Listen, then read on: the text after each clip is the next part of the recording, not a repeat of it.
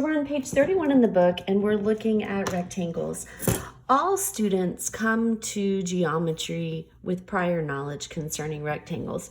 And the interesting thing is, most of us assume that what makes a rectangle is that the opposite sides are congruent. But that's not really the definition of a rectangle. A rectangle is first and foremost a parallelogram. So everything that we've learned about parallelograms in previous lessons is automatically true for a rectangle. And sure enough, the opposite sides are equal to one another in a parallelogram, but it's just a special parallelogram. It's a parallelogram that's always going to have 4 right angles. So that's the thing that's true about a rectangle, but because it's a parallelogram, all the other properties are also true. So it'll have 4 right angles. That makes it unique, but otherwise, it's got opposite sides parallel and congruent, just like in any parallelogram.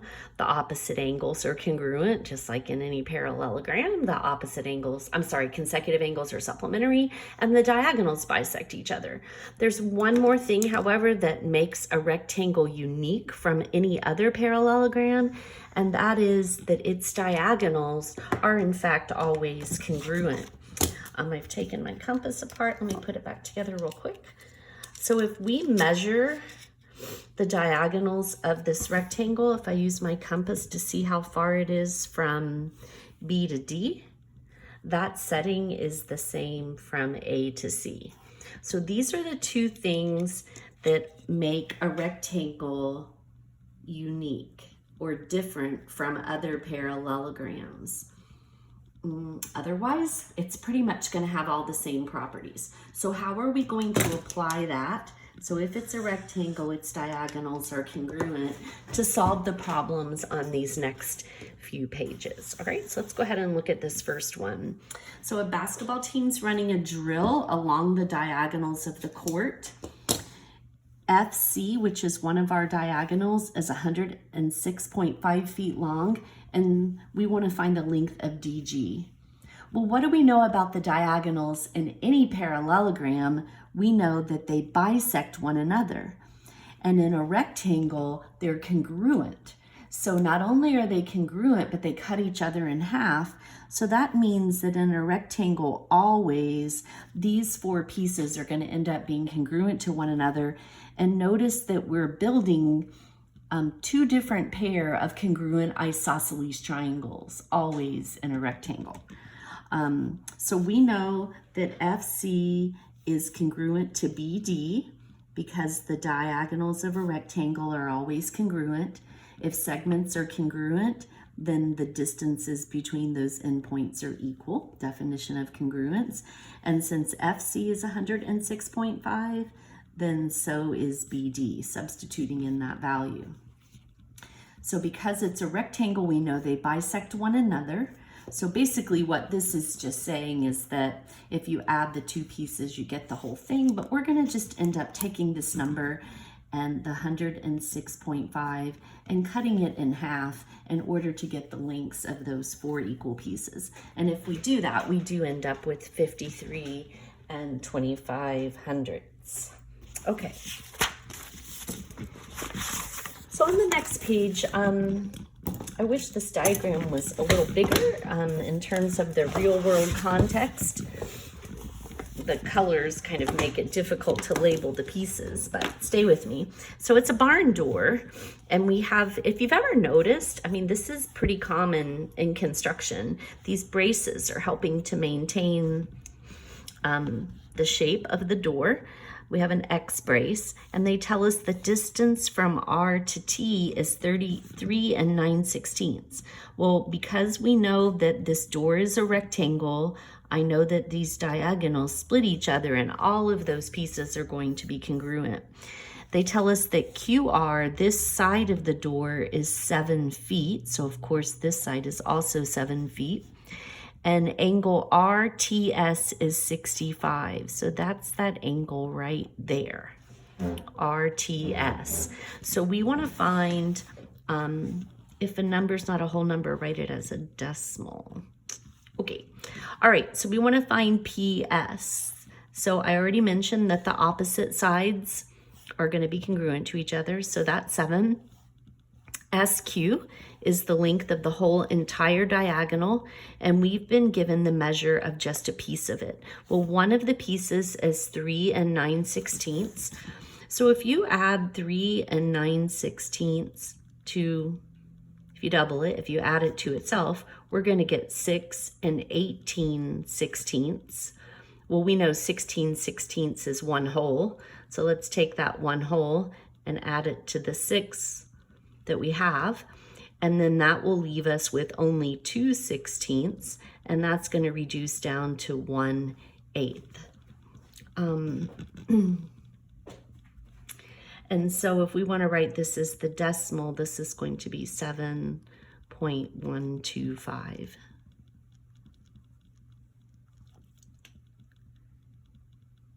Okay, the measure of QTR is this angle here, and it makes a linear pair with the 65. So if I subtract 65 from 180, that's going to leave me with 115. And now they're going to ask us to find the measure of TQR, and TQR is this angle. Well, remember that this triangle, TQR, is an isosceles triangle. So the angle we're looking for is one of the 2 base angles in this isosceles triangle. These are our 2 congruent legs. We just found the measure of this angle to be 115. If we subtract 115 from 180, that's going to leave us with 65. And then we'll take 65 and cut that in half. We'll divide it evenly amongst these 2 base angles. And so that's going to leave us with 32.5 for the measure of TQR. All right, so now we'll add a little algebra to the mix. So we've been told that this is a rectangle, so all of the properties of a rectangle are true. We know that all of the angles at the corners are 90, and we know that these the diagonals equal each other, and they cut each other into equal parts. They bisect one another. So let's start with, looks like we're dealing with angle measures in this problem. So they give us the measure of BAC. This angle is 3x plus 3, and ACB. ACB is 5x minus 1, and we want to find the value of x. Okay, so what we know is that any rectangle is a parallelogram. So those sides are parallel. We know that all of the angles of a rectangle are 90 degrees. And this diagonal is actually a transversal that crosses these 2 parallel sides. And this angle is an alternate interior angle with this one down here. There are a couple ways to solve this problem. This is just how I'm seeing it.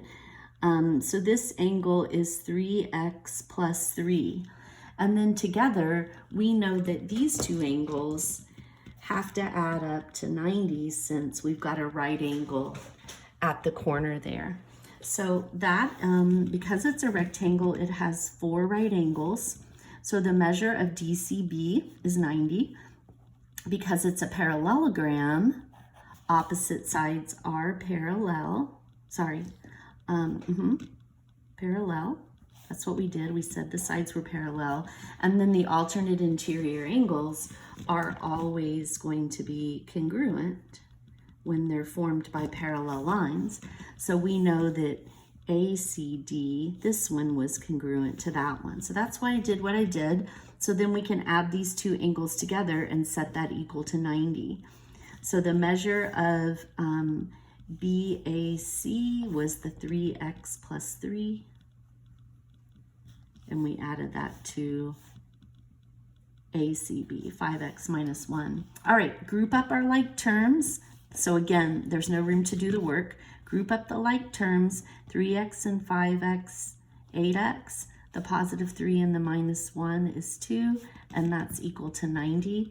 Subtract 2 from both sides, and you get that 8x equals 88. Divide both sides by 8, and we're going to end up with 11 for x. Okay. All right.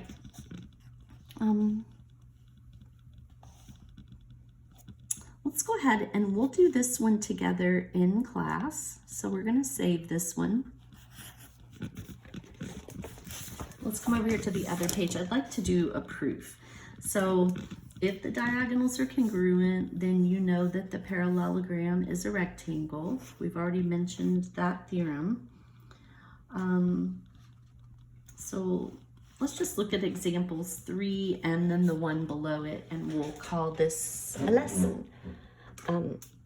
All right, so if AB is 50 and BC is 20, so this is 50 and this is 20, and CD is 50 and AD is 20, we'll stop right there, and we know that that is enough information to say for sure that this is a parallelogram. So it's definitely a parallelogram because both pair of opposite sides are congruent. And then they go on to tell us that AC, this diagonal, and BD are both 54. So it looks like we also have a pair of congruent diagonals. And remember, that's one of the things that was unique about a rectangle.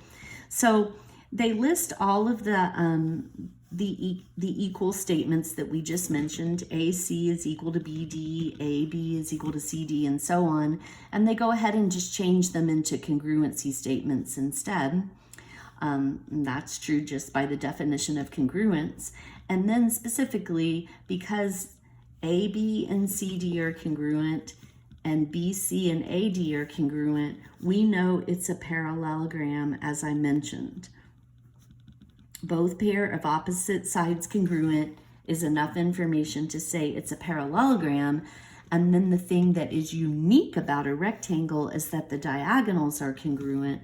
So because the parallelogram has congruent diagonals, then it must be a rectangle. We did need to say it was a parallelogram first, however.